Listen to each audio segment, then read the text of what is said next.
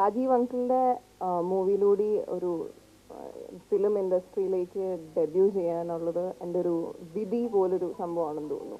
പിന്നീട് ഈ ഓഫർ വന്നപ്പോഴും അച്ഛനമ്മയ്ക്കും ഇൻട്രസ്റ്റഡ് ആയിരുന്നു. പക്ഷേ ഞാൻ ശരിക്കും എൻ്റെ മനസ്സിൽ ഞാൻ ഫിക്സ് ചെയ്തിരുന്നു ദാറ്റ് ഞാൻ ആക്ട് ചെയ്യില്ല. എനിക്ക് ആക്ടിങ് ഇഷ്ടമില്ലാത്തതുകൊണ്ടല്ല, എൻ്റെ എപ്പോഴത്തെയും ഡ്രീമായിരുന്നു പഠിച്ച് ഒരു രാവിലെ എണീച്ച് ഓഫീസിൽ പോയി ഒരു 9 to 4 ജോബൊക്കെ ചെയ്യണം.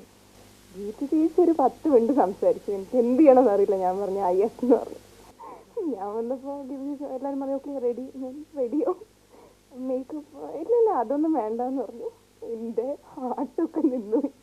ഞാൻ വെച്ചില്ല എൻ്റെ കുരുവൊക്കെ കാണും.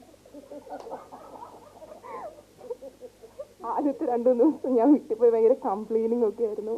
അയ്യോ എല്ലാവരും എന്നെ ഇഷ്ടപ്പെടുത്തില്ലായിരിക്കും എന്നൊക്കെ. പക്ഷെ ഒരു 2-3 ഡേയ്സ് കഴിഞ്ഞപ്പോൾ എല്ലാം മാറി. ആദ്യത്തെ റിഗ്രറ്റും ആദ്യത്തെ വിഷമവും ഒക്കെ മാറി. ഇതിന് യെസ് പറഞ്ഞത് തന്നെ ഭയങ്കര നല്ലതായി എന്ന് തോന്നി. 2-3 ദിവസം കഴിഞ്ഞപ്പോൾ ഞാൻ തന്നെ രാജീവ് അങ്കിളിനോട് പോയിട്ട് ഇനി അടുത്ത സീൻ ഏതാണ്, ഇനി എനിക്ക് എത്ര സീനുണ്ട്, ഭയങ്കര ക്യൂരിയസ് ആയിരുന്നു. ഇത് അഭിനയിച്ച് കഴിയാറായപ്പോഴത്തേക്കും ഞാൻ ഡിസൈഡ് ചെയ്തത് എനിക്ക് ഈ ഫീൽഡ് എനിക്ക് ഒത്തിരി ഇഷ്ടമാണ്.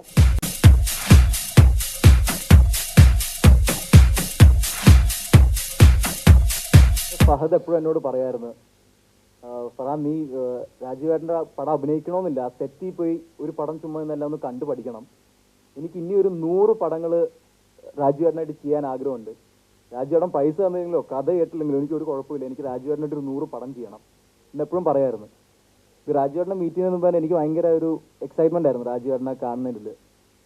ഒരു ദിവസം രാത്രി എറണാകുളത്ത് ഇരുന്നപ്പം ഫഹദാണ് എന്നെ വിളിച്ച് പറഞ്ഞത്, രാജീവേട്ടനെ ഒന്ന് മീറ്റ് ചെയ്യണം, രാജീവേട്ടനൊരു പടം ചെയ്യുന്നുണ്ട്, അപ്പം അതിന് നിന്നെ ഒന്ന് കാണണം, നിൻ്റെ ഏജ് വെച്ചൊക്കെ സൂട്ടാണോ എന്ന് അറിയണം, നീ ഒന്ന് കണ്ടു നോക്ക്, വലിയ പ്രതീക്ഷയൊന്നും വേണ്ട, ജസ്റ്റ് കണ്ടാൽ മതി എന്ന് പറഞ്ഞു.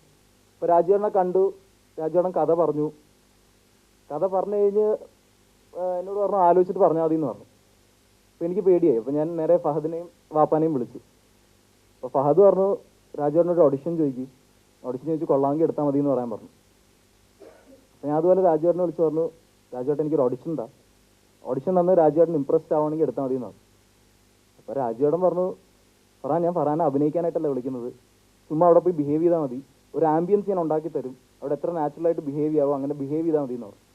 എനിക്ക് പേടിയായിരുന്നു. ഷൂട്ടിൻ്റെ ഫസ്റ്റ് ഡേ ഒക്കെ എനിക്ക് പേടിച്ച് ഉറങ്ങിയിട്ടൊന്നുമില്ലായിരുന്നു. ഞാൻ പേടിച്ച് എൻ്റെ വാപ്പാനെ വിളിക്കുന്നു, ഫാദറിനെ വിളിക്കുന്നു, വാപ്പ എനിക്ക് പേടിയാണ്, എന്താ ചെയ്യേണ്ടത് ഇങ്ങനെ ചോദിച്ചുകൊണ്ടിരിക്കുന്നു. രണ്ടുപേരും പറഞ്ഞു നീ പേടിക്കണ്ട, ചുമ്മാ റിലാക്സ് ചെയ്ത് പോയി ചെയ്യും. എന്താ പറയുക, ആ പേടി എൻ്റെ ഫസ്റ്റ് ഷോട്ട് എടുക്കുന്നതിന് മുമ്പേ പോയായിരുന്നു. പിന്നെ ഏറ്റവും സർപ്രൈസ് ചെയ്ത തന്നെ ഒരു കാര്യം, ഈ പടത്തിൽ 5 സിനിമാറ്റോഗ്രാഫേഴ്സ് വർക്ക് ചെയ്യുന്നുണ്ട്.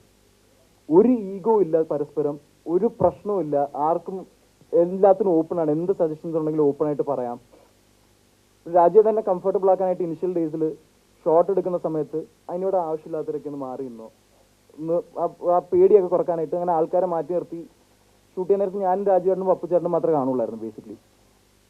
പിന്നെ ഇത് ആക്ച്വലി ഒരു വെക്കേഷൻ പോലെ ആയിരുന്നു, ഒരു എൻജോയ്മെൻ്റ് ആയിരുന്നു. ഈ വലിയ ഹെക്ടിക് വർക്കൊന്നും അല്ലായിരുന്നു, ചെറിയ പടമാണ്, ഭയങ്കര റിലാക്സ് ചെയ്താണ് വർക്ക് ചെയ്തത്, എവിടെയും ടെൻഷൻസും അങ്ങനെ ഒന്നും ഇല്ലായിരുന്നു. പിന്നെ ഷൂട്ട് കഴിഞ്ഞാൽ ഞാൻ എത്ര മിസ് ചെയ്യുന്നെന്ന് മനസ്സിലായത്. പപ്പുച്ചേട്ടനാണെങ്കിലും മധുച്ചേട്ടനാണെങ്കിലും ഷബാസിക്കാണെങ്കിലും സന്തോഷേട്ടനാണെങ്കിലും എല്ലാവരും ഭയങ്കര ഫ്രണ്ട്ലി ആയിരുന്നു. ഒരിക്കലും ഞാൻ നിങ്ങളെക്കാളും സീനിയറാണ് അങ്ങനത്തെ ഒരു ഒന്നും തന്നിട്ടില്ല, ഒരു ഫ്രണ്ട്ലി ഇതാണ് തന്നേക്കുന്നത്.